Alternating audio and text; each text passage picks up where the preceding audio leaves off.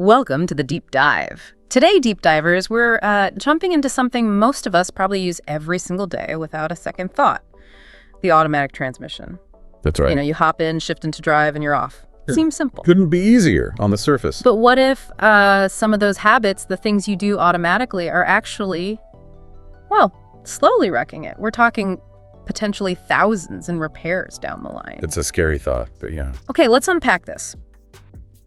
We've got some incredible data in front of us that's going to, well, maybe change how you think about driving. It absolutely should, because transmission failures, they're not just a pain, they're often a huge financial hit. And, you know, what's really interesting is how many stem from these, like, everyday behaviors people don't even realize are harmful. Right. Understanding this stuff isn't just about saving cash, though that's a big part. It's really about keeping your car reliable, making it last longer, and, you know, ultimately staying safe.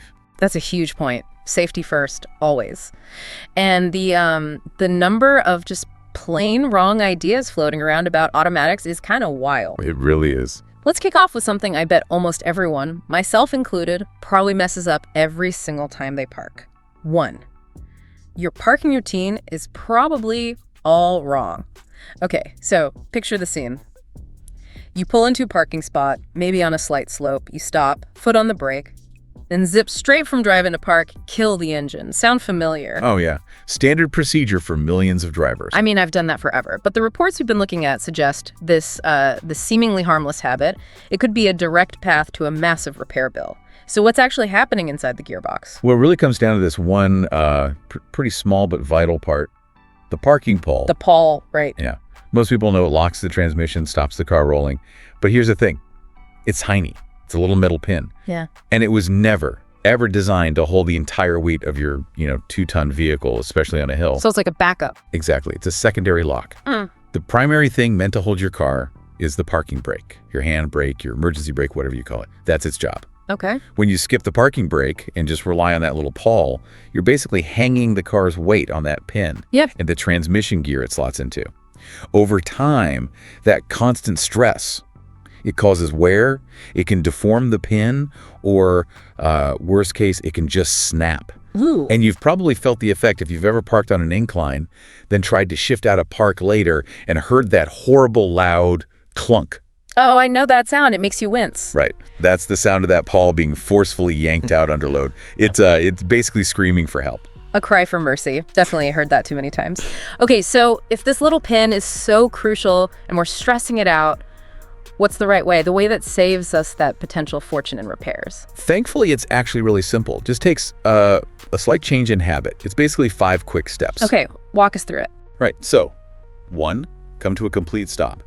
Foot still firmly on the main brake pedal. Got it. Stop completely. 2, keep your foot on the brake and shift the car into neutral. N. Neutral. Okay, not park yet. Not park yet. Step 3. Now engage your parking brake and engage it properly, pull it up hard, or push the pedal down firmly. Make sure it's really set. Okay, parking brake on. 4, and this is the key part. Gently, just for a second, take your foot off the main brake pedal. Oh. You might feel the car kind of settle, maybe move a tiny bit. That's the weight transferring onto the parking brake mechanism, which is exactly what you want. Taking the load off the transmission. Precisely. And then, step 5, press the main brake again, and now shift into park. Done. Wow. Okay, that makes total sense. Stop, neutral, parking brake, release brake briefly, then park. That sequence ensures the brake is doing the heavy lifting, not that little pawl. And speaking of shifting into park, here's a huge never ever. Never shift into park while the car is still moving, even if it's just creeping. Right, that horrible grinding sound. Exactly. That sound is the parking pawl literally getting chewed up as it tries to slam into a moving gear. It's just, catastrophic failure waiting to happen. Don't do it. TWO, the lifeblood of your gearbox, transmission fluid. Okay, moving from that parking pawl to what keeps everything else inside running smoothly, the automatic transmission fluid, the ATF. Now, I've definitely heard manufacturers talk about lifetime fluid. Sounds great, right? Never need to change it. Yeah, it sounds great. But the data you found seems to pour cold water on that idea. What's the real story? Well, the lifetime fluid concept is, frankly, one of the most misleading and potentially damaging myths out there. Let's be clear. Yeah. No fluid lasts forever under those conditions. Conditions like Extreme heat, constant shearing forces between moving parts, immense pressure over, tens of thousands of miles or kilometers. That ATF inevitably breaks down. It loses its ability to lubricate properly. It can't cool effectively. Its viscosity changes. so it just wears out, basically. Yeah, it wears out. And our research, looking at actual repair shop data, consistently points to old, degraded fluid as a major cause of transmissions failing way before they should. Okay, so not lifetime at all. What are the main things that actually damage the fluid besides just age and heat? Well, one big one is water contamination, believe it or not. Water. How does water get in there? Your transmission usually has a vent. It needs to breathe as temperatures change. But if you drive through, say, a deep puddle or standing water, it's possible for water to get sucked or forced in through that vent. Oh, wow. And water in ATF is it's a disaster. Yeah. It mixes with the fluid, turns it into this milky, sludgy mess. It destroys the glue holding the clutch pack friction material together. The clutches start slipping, can't hold gear, and then boom, total failure. And just draining it won't fix it at that point. Nope. Once that water damage starts, the internal components, the clutches, the seals, they're already compromised. The damage is done. Yikes. Okay, mental note, avoid driving through floods. What about just the normal breakdown over time? How can you tell if your fluid is getting old? That's the other big factor. Yeah, fluid degradation. The good news is you can often check it yourself. Fresh, healthy ATF is usually a bright, clear red color, almost translucent, and has a kind of mild, specific smell. Okay. If you pull out your transmission dipstick, assuming your car has one, not all do these days. Right. The fluid looks brown or dark, almost black. Or if it smells burnt, like burnt toast. Burnt toast, really? Yeah, that's the classic description. If it looks or smells like that, your fluid is way past its prime. It needs changing, like yesterday. So check the dipstick regularly. What's a good general time frame for changing it if the manual isn't specific or, claims lifetime? It varies a lot by car and how you drive, so the owner's manual is always the first place to look. But as a sort of general rule of thumb, based on what we see, changing it around every, say, 80,000 kilometers, maybe 50,000 miles is often a good idea, especially if you tow heavy loads or do a lot of stop-start city driving, which is harder on the transmission. 80,000 K. Yeah, it's probably sooner than most people think. And I guess just asking for red fluid isn't good enough. Oh, absolutely not. That's the third critical point. Yeah. Using the wrong type of ATF. This is huge. Not all red fluids are created equal. It's like giving someone the wrong blood type. Seriously, Oh. that bad? It can be, yeah. Different types of transmissions. You've got your traditional automatics, your CVTs, your DCTs, your dual clutch ones. They all need fluid with very specific properties, different friction modifiers, different viscosity. Using the wrong stuff, like putting Dexwan 6 fluid in a transmission that needs Merkin 5, for example, that can cause immediate shifting problems, overeating, and really rapid wear. Okay, so the takeaway is check the manual, use the exact fluid specified, no substitutes. Exactly. Always, always use the manufacturer specified fluid for your particular car. It's a simple check that avoids potentially catastrophic and very expensive mistakes. The silent assassin in your automatic? We mentioned heat breaking down the fluid. Let's dig into that more. Heat seems to be like public enemy number one for automatic transmissions. It really is. You could call it the silent assassin. Okay, dramatic, Right. but probably accurate. So what common things are we doing that are basically cooking our transmissions without us realizing it? Well, sustained high heat just wreaks havoc. It accelerates that fluid breakdown we talked about. It makes rubber seals go hard and brittle until they crack and leak. It can even warp metal parts inside that need really tight tolerances. And where does this extra heat come from in normal driving? One of the biggest culprits is surprisingly mundane, just sitting at a long traffic light. Just sitting there. Think about it. You're stopped, foot on the brake, but the transmission is still in drive. The engine is running, and through the torque converter, it's still trying to turn the wheels, but your brakes are holding it back. Right. That slipping action inside the torque converter generates a ton of friction, and therefore a ton of heat. Right inside the transmission. We've actually measured it. Sitting in drive at a light can raise your transmission fluid temperature by, 10, even 15 degrees Celsius in just a couple of minutes. 10 to 15 degrees C just from idling in drive. Wow, that adds up quick. It really does, especially in hot weather or heavy traffic. So what's the better way? Should we be shifting? Absolutely.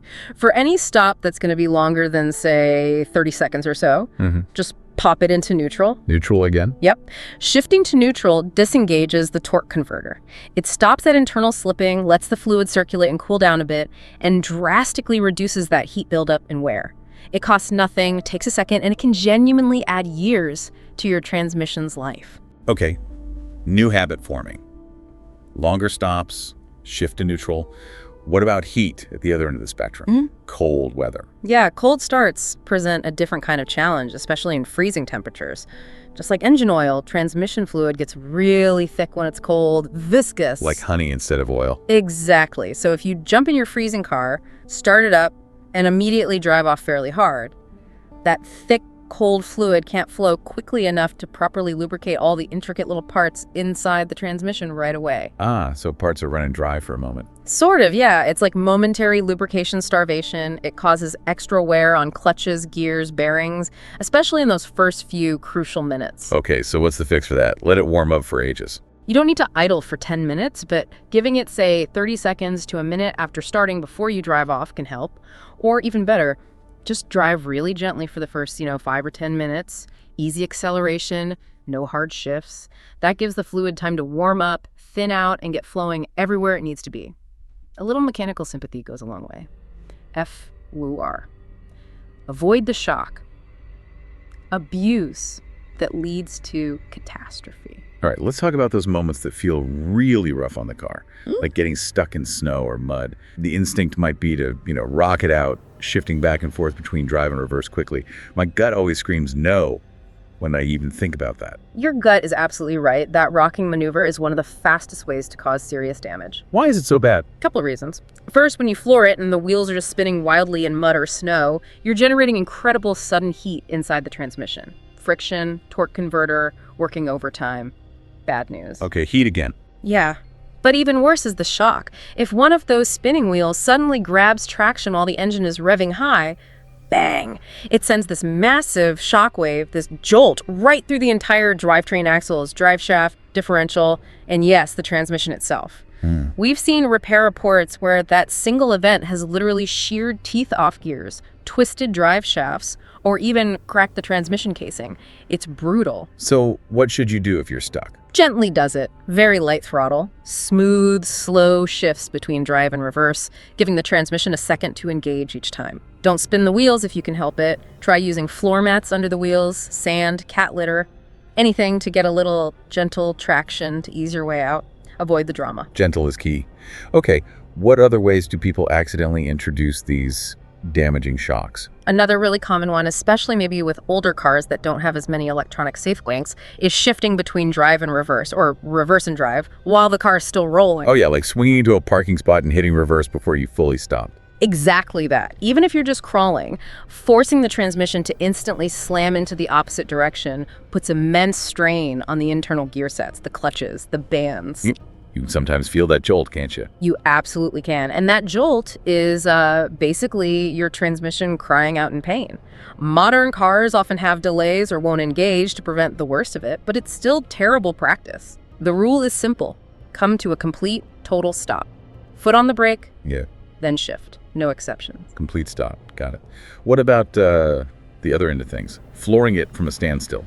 Those Fast and Furious starts. Start launches, yeah. Look, occasional spirited driving, most modern transmissions can handle it fine. They're built tougher than they used to be. But making a habit of slamming the accelerator to the floor from a dead stop, that puts repeated huge stress on everything. Not just the transmission, I guess. Not at all. Think about engine mounts, CV joints, drive shafts, suspension components. Everything in the chain takes a beating. Doing it over and over absolutely accelerates wear and tear on all those parts, including, significantly, the transmission.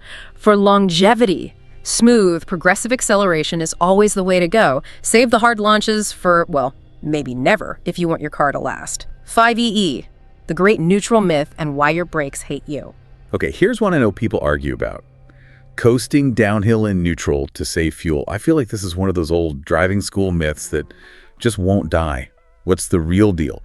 Does it save fuel? Is it safe? The neutral coasting myth. Yeah, it's persistent. And the real deal is it's completely false on the fuel-saving front, and more importantly, it's actually dangerous. Okay, false and dangerous. Let's break that down. Why doesn't it save fuel? Because of how modern engines work. Pretty much any car made in the last, say, 25, 30 years with fuel injection, has something called deceleration fuel cutoff. What that means is when you're going downhill and the car is in drive, or a lower gear, and your foot is completely off the accelerator pedal, the engine's computer actually cuts the fuel supply to the injectors completely. Zero fuel is being used. Zero. Really? Zero.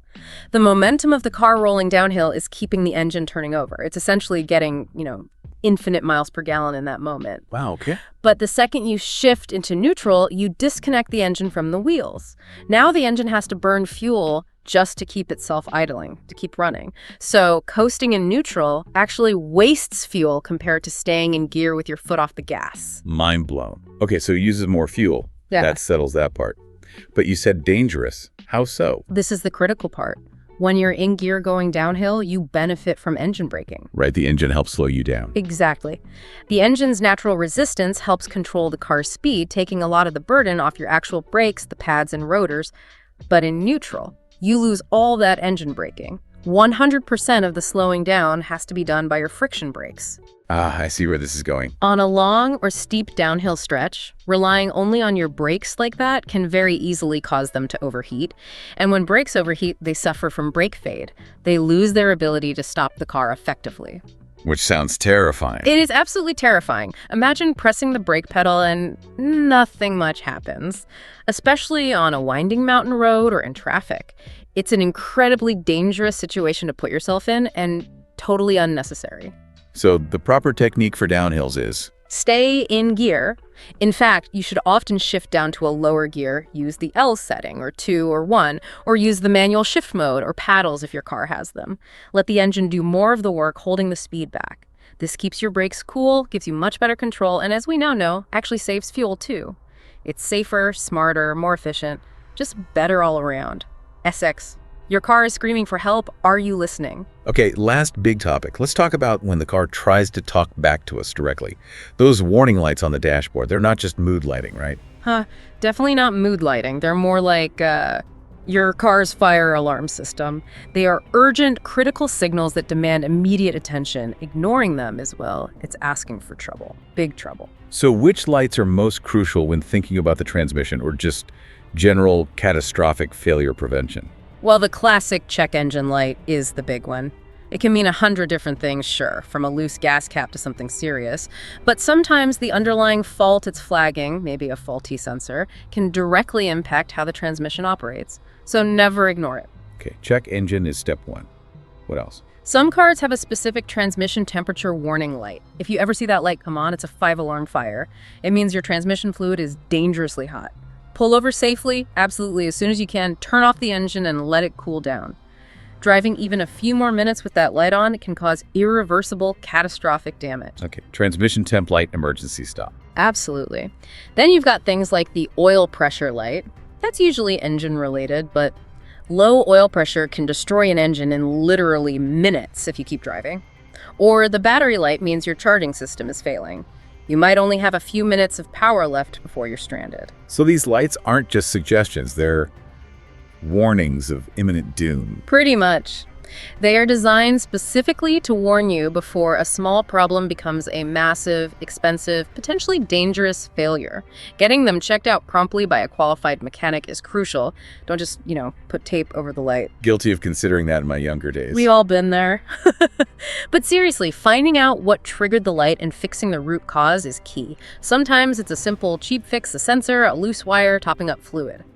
But that simple fix today can genuinely prevent needing a whole new transmission or engine tomorrow. Listening to your car, paying attention to those lights, it's probably the most cost-effective maintenance habit you can have. Outro. Wow. Okay, from parking right to using the right fluid, avoiding excessive heat and shocks, driving downhill smartly, and actually paying attention to warning lights. It's amazing how many seemingly small things add up. We've really taken quite the deep dive into keeping that automatic transmission running smoothly. Absolutely. And it really boils down to being a more, conscious driver, understanding these common mistakes, listening to the feedback your car gives you.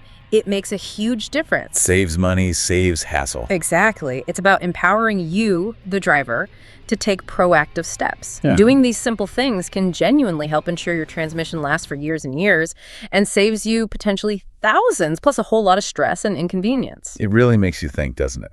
Knowing how much these everyday, almost subconscious habits can impact such a complex and expensive piece of machinery, it really makes you wonder, what other simple, overlooked actions in our daily lives, totally unrelated to cars, might be costing us dearly without us even realizing it? Something to ponder.